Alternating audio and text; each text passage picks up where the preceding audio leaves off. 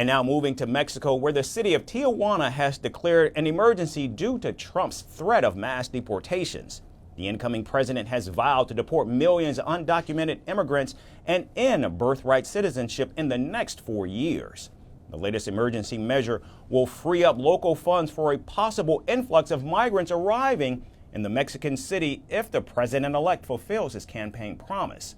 The city's mayor says the funds will allow him to hire more personnel and pay for shelter and legal services.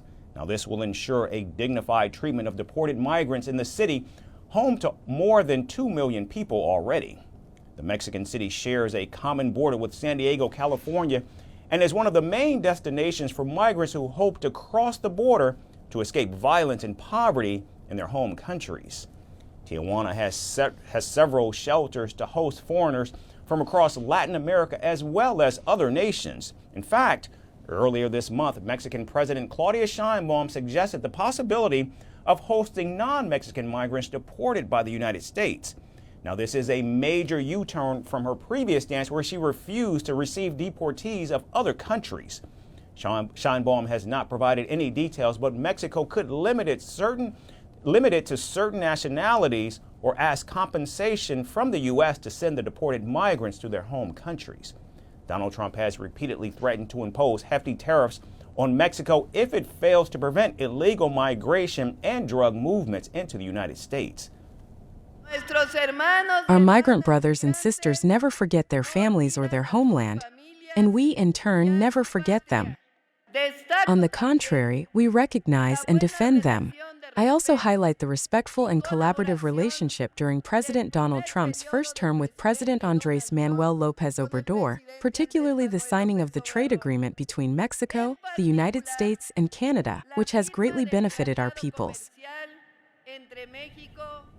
Now, thousands of migrants in Mexico are increasingly nervous about their asylum appointments ahead of Donald Trump's inauguration.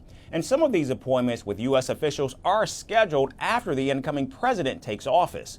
They're rushing to the U.S.-Mexico border, hoping to secure entry under the current regulations. We are fully trusting in God. Thank God we were able to pass before the 20th, because that was the fear of many people, that they still don't have the appointment, and thank God we can get there before that date.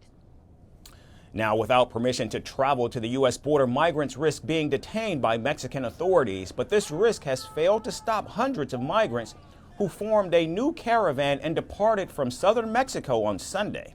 With Donald Trump's return to the White House just around the corner, only time will tell what the future holds for these migrants. From breaking news to the day's biggest controversies, shedding light on the world's top headlines, detailed analysis on the stories that matter the most to you.